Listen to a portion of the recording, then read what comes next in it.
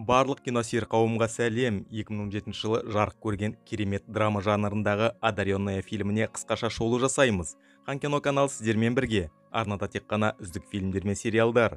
Арнаға жазылыңыз, және сіз әрқашан не көру керектігін білетін боласыз. Я хочу жить с тобой. Фрэнк, ты обещал мне. Все, успокойся. Обещал мне. Ясно.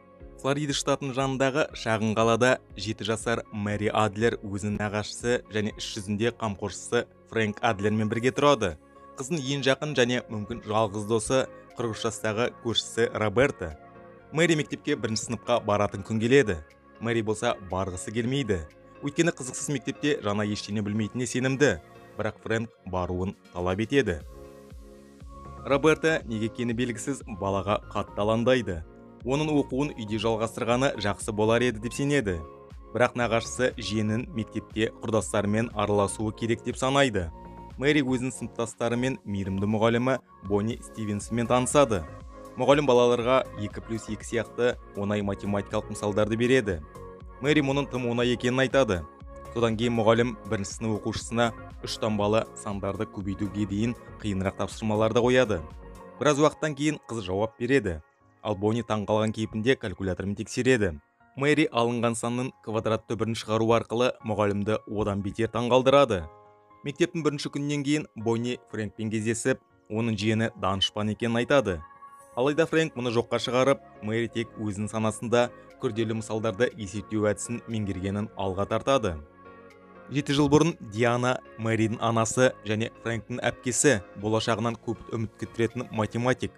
Мыңжылдықтың шешілмеген мәселелерінің бірі такса ену мәселесін шешуге арнаған. Күтпеген жерден өз-өзіне қол жұмсады.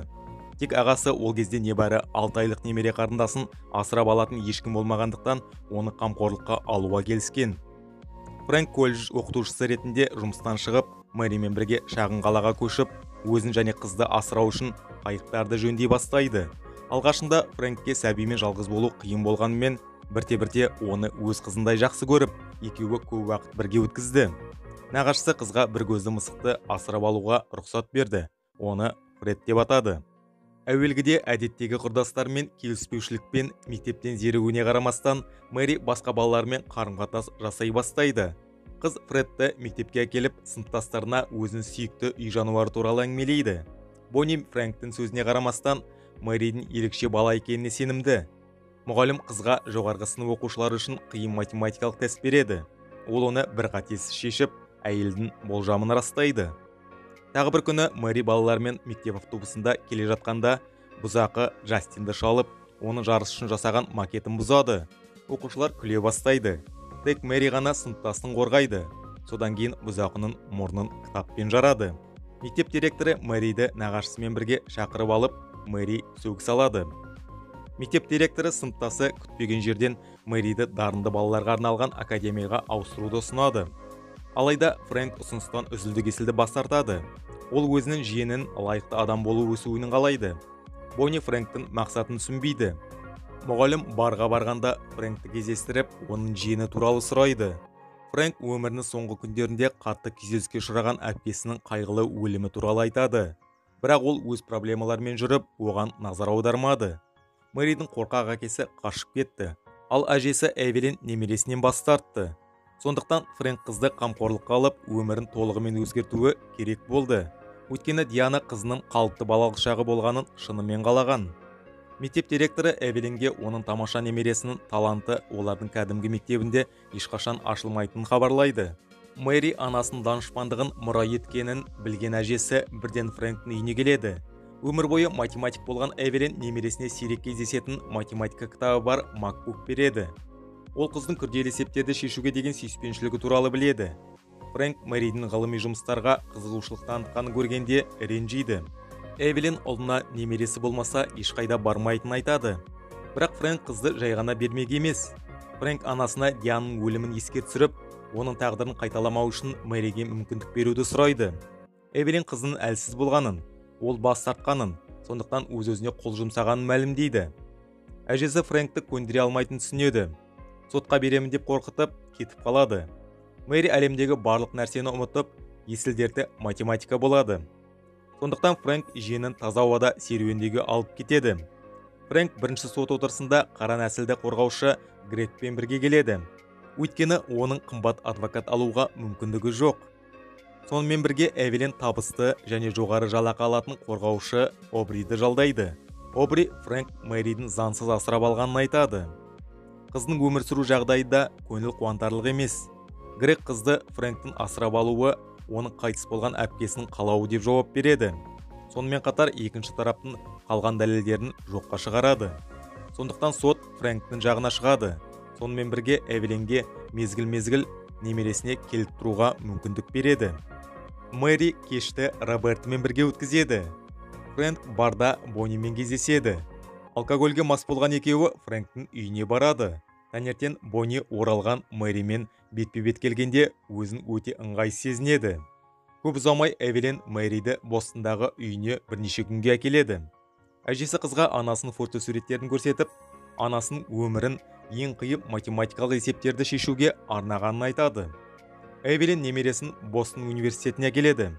Ол қызының қабілетін бағалау үшін күрделі математикалық теңдеулерді шешуге құрметті профессорды шақырады. Мэри тақтаға үнсіз қарап тұр. Профессор қыздағы жасырын потенциалды таппай басын шайқайды. Алайда Эвелин мен оның немересі далаға шыққанда Мэри тақтадағы теңдеуде қате бар екенін, сондықтан оны шешу мүмкін емес екенін айтады. Әжесі данышпан немересін қайтып аудиторияға алып келеді. Ол мәселені тез шешіп, үлкендерді таң қалдырады. 2 күннен кейін Эвелин Мэриді үйіне әкеледі. Ол Фрэнкке әжесімен бірге өмір сүргісі келмейтінін жасырын айтады. Ол өзін нағыз командир сияқты ұстайды дейді. Екінші сот отырысында Эвелин Мэридің биологиялық әкесі Брэдлиді әкеледі. Ол қызын бірнеше жыл бойы сәтсіз дегенін айтады. Алайда Грег сотқа Брэдли тіпті өз қызының толық атын да білмейтінін айтып, 5 жыл бұрын пайда болған интернеттегі бірнеше басылымдар арқылы Мэриді табу өте оңай болатын. Судья тағы да Фрэнктің жағына шығады. Өйткені Брэдлиге қыз керек емес екені анық. Әкесінің тағдырына бейжай қарайтынын білген Мэри көз жасын тия алмайды. Жиеніне қолдау көрсету үшін Фрэнк қызды ауруханаға келеді. Баланың дүниеге келгені туралы хабарланған отбасының қаншалықты бақытты екенін көріп қайран қалады. Мэри қуанып бақытты отбасымен билейді. Ал Фрэнк олардың жиені дүниеге келгенде олардың бүкіл отбасы да осылай бақытқа кенелгенін айтады. Соттың 3-ші отырысында Грег Диана бүкіл өмірін математикаға арнауға мәжбүрлеген деспоттық ананың кесірінен қайтыс болды деп қорытындылайды. Эвелин ашуланып, қызының өліміне еш қатысы жоқ. Әжесінің айтуынша, Мэри миллиардта бір болатын математикалық керемет, және ол Диана сияқты математикаға арналған өмірге арнайы дайындалуы керек деп есептейді. Обри Фрэнкті жиені үшін қалыпты тұрғын үй, медициналық сақтандыру бойынша тұрақты жұмысы жоқ деп айыптайды. Оны әжесі бұның барлығымен қамтамасыз ете алады. Сонымен қатар Эвелиннің адвокаты судьяға Фрэнкті төбелескені үшін бірнеше рет полиция бөлімшесіне жеткізілгенін айтады. Осыдан кейін судья соңғы шешімді қайтадан кейінге қалдырады. Судья оған қарсы шешім шығарып, және Мэриден айырылып қалуға қорыққан Фрэнк өзінің адвокаты Грег ұсынған ымыраға келіседі. Жиен әжесімен келісетіні патронаттық отбасында тұрады, және Эвелин таңдаған жеке мектепке барады. Фрэнк қалаған уақытында Мэриді көріп тұруға құқылы, және Мэри өзінің 12 жасынан кейін қайда тұрғысы келетін шеше алады. Таңдалған патронаттық отбасы Фрэнктен жарты сағаттық жерде тұрады. Мэриді нағашысы патронаттық ата-анасына келеді. Ол Клэр мен Кевинге қызбен қалай жақсы қарым-қатынас орнату керектігін түсіндіреді, және жиен жалғыз қалмау үшін мысықты алуға көндіреді. Қоштасар күні Мэри жылап, нағашысына оны бейтаныс адамдарға бермеуін өтінеді. Фрэнк олардың бір-бірін көріп тұратынына сендіруге тырысады, бірақ қыз нағашысына оған опасыздық жасады деп көз жасын тия алмай қатты қиналады. Фрэнк депрессияға түспеу үшін күні бойы жұмыс істейді. Белгіленген күні ол Ларсындардың үйіне келеді. Алайда Кевин Мэри оны көргісі келмейтінін айтады. Көңілі түскен Фрэнк иесіне жиеніне сыйлық беріп кетіп қалады. Фрэнк өміріндегі ең қымбат адамынан айырылғанын түсініп, өзіне орын таба алмайды. Бонни кенеттен бір көзді мысық Фрэнктің қаңғыбас жануарларға арналған жерге түскенін біліп, бұл туралы Фрэнкке хабарлайды. Фрэнк Фредті ол жерден алып үйіне апарады. Фрэнк үй жануарларын мысықтарға қатты аллергиясы бар Эвелиннің кесірінен баспанаға берілгенін түсінеді. Фрэнк Ларсындардың үйіне асығады. Кевин Эвелиннің қонақ үйдегі Мэридің жаттығуын бақылап отырғанын мойындайды. Фрэнк немере қарындасынан кешірім сұрап, қызды теріс қолға беріп, үлкен қателік жіберілгенін айтады.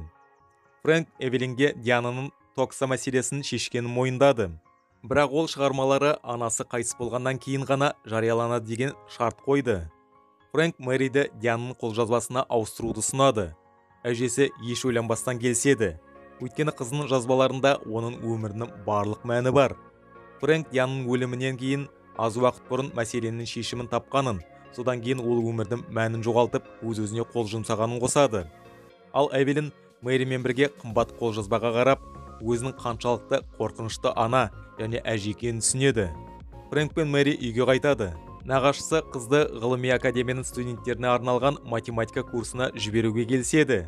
Сонымен қатар Мэри әдеттегі мектепке баруды жалғастырады. Керемет фильм, сізге қалай, ұнады ма? Лайк басып, арнаға жазыла кетіңіз. Келесі көріскенше.